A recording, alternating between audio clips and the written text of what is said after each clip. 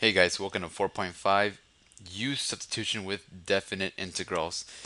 So we're going to be doing the exact same thing we did for u sub, except now instead of indefinite integration, we'll be doing definite integration. So let's go back to our u sub strategies here. We're going to let u equal x squared plus 1. So let's do a quick refresher of u sub before we continue this problem. Our goal for u sub is to rewrite integrals that have x's or functions of x's into u's.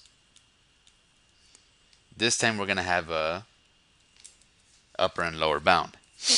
And I'm going to show you method number 1 and method number 2, and you guys can go ahead and choose between the two methods from thereafter. So let's go ahead and my goal is to rewrite this integral in terms of u. So the way we do this is we need to find a dx, and to find anything dx we must have a derivative. So du over dx, which is the derivative of u, is 2x, and du is equal to 2x dx. And then I paused and I took a look at my problem and I asked myself, do I have a 2 dx in my problem? And I say no, but I do have an x dx. So what I had to do with the 2, I got to get rid of it by dividing both sides by 2. So dividing both sides by 2 will give me my du over 2, which is equal to x dx.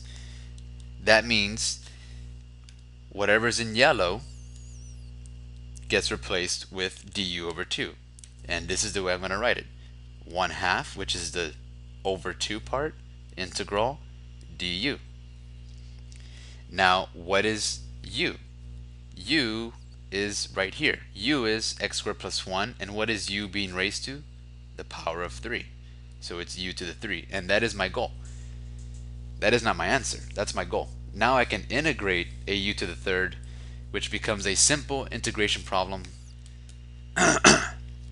which is, let me do it here. This is going to be method 1. Method 1. And I'm going to show you method 2. Okay, so continuing with this integral, we have 1/2 u to the 4th over 4 plus, not plus c, we're doing definite integration.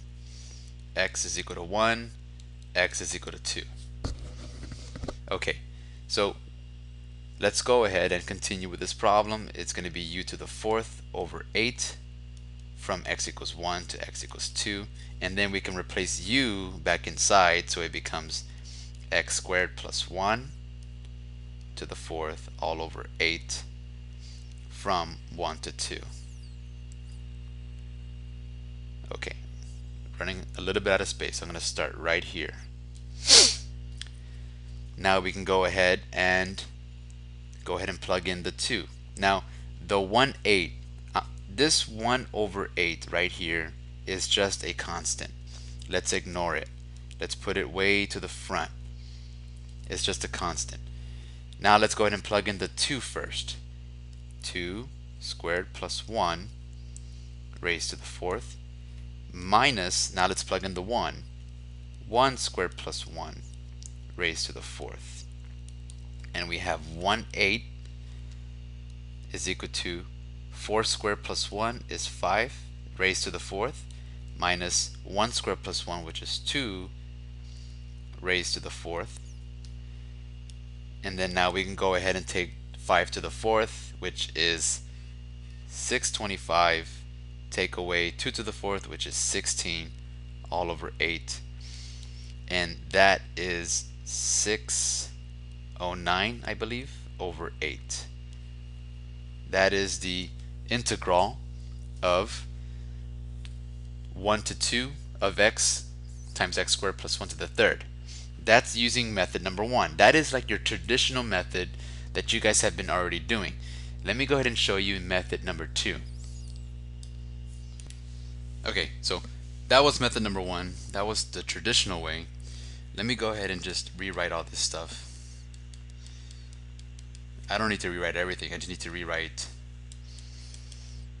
whatever our u sub was, our u's, and we said that this is u 1/2 u to the third du. Okay, so method number 2. Notice that my integral is from 1 to 2. From 1 to 2. I can go ahead and plug in these limits into my u and change my limits of integration in terms of u. In other words, I'm changing everything in terms of u. So let me go ahead and point an arrow over here. U of 2. If I plug in 2 into my u function, I get 5. If I plug in u into my 1 function, I get 2. So that instead of writing from 1 to 9, I can now rewrite everything in terms of u, even the limits of integration in terms of u, because those came out of the u function. And then, yeah, so now I can go ahead and integrate this and apply the lower and the upper bounds. So if you integrate u to the third, it becomes u to the fourth over 4 times the 1/2, no plus c, but now we're applying 5 and then the 2. So let me just rewrite this as u over 4 to the 8 from 2 to 5, and then let's go and apply the limits of integration, these new limits of integration inside my u. So it's going to be 1/8, 5 to the 4th. Oh, I already factored out the 1/8, my bad.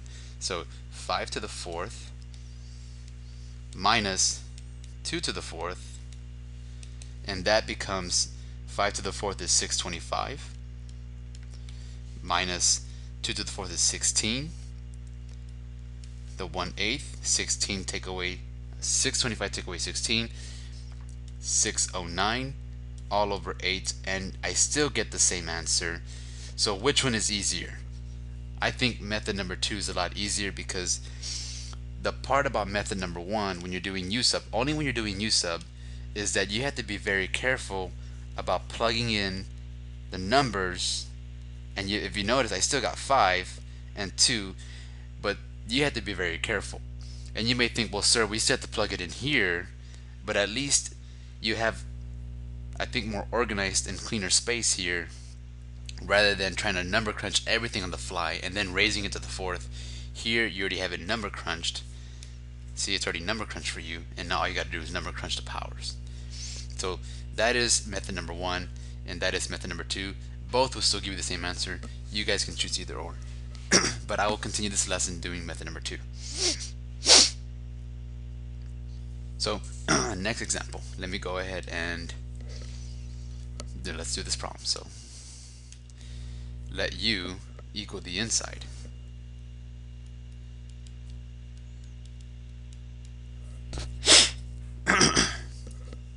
Du dx is 4x squared. No, 4x. So du is 4x dx. But I have a problem. I only have x dx. X dx. So that means I need to get rid of the 4.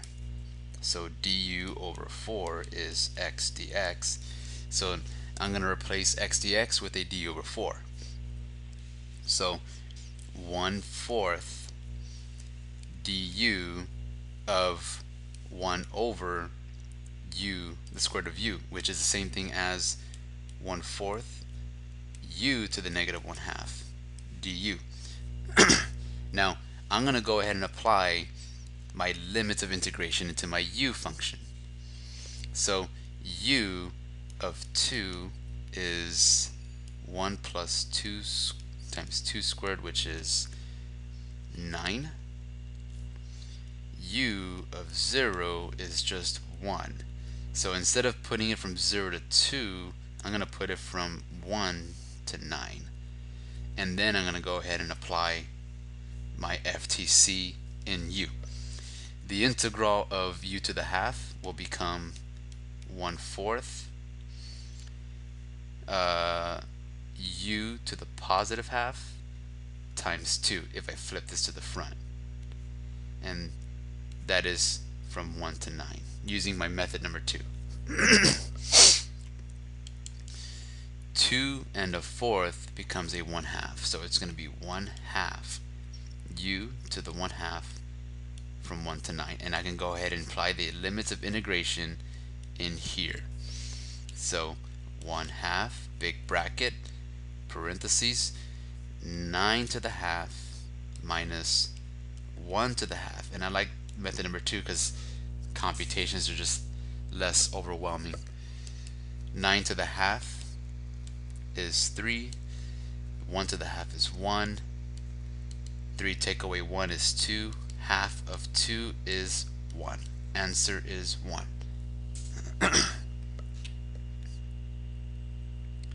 Okay, last problem for the video, and now I'll move on to the second part of this lesson. So now we're going to be integrating sine 3x. Let u equal 3x.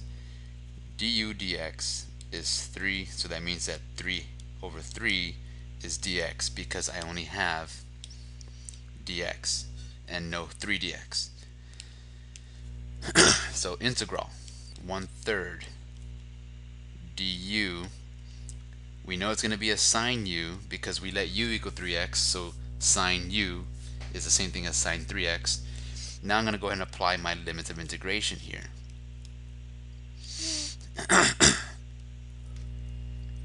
So what is u of pi over 9? Let's take this a step at a time. It's going to be 3 times pi over 9, which becomes pi thirds. And then what is u of pi over 12? That is 3 times pi over 12, which is pi over 4.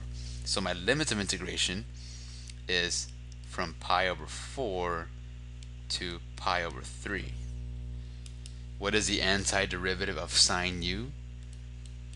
Negative cosine u. And then apply the limits of integration. Now the 1/3 is constant, but so is negative. So let's go ahead and leave negative 1/3 on the outside, and let's apply the constants of integration using the FTC. Oh, messed up. It's pi thirds first, and then it's pi over 4. Cosine of pi thirds. Pi thirds is 60 degrees. So if you remember your 60 degrees, if that's 60, then this is 1/2 comma the square root of 3 over 2. Pi fourths is 45, and we know that 45 using the unit circle is square root of 2 over 2 comma square root of 2 over 2. Since we're dealing with cosine, remember that cosine of any angle in the unit circle is just the x coordinate. So that means negative 1/3. The cosine of pi over 3 is 1/2. The cosine of pi over 4 is square root of 2 over 2. Same denominators, I'm just going to rewrite it as 1 numerator. 1 minus square root of 2 over 2. And I'm going to leave my answer like this. There's no need for me to go further unless it's a multiple choice, then maybe I need to just multiply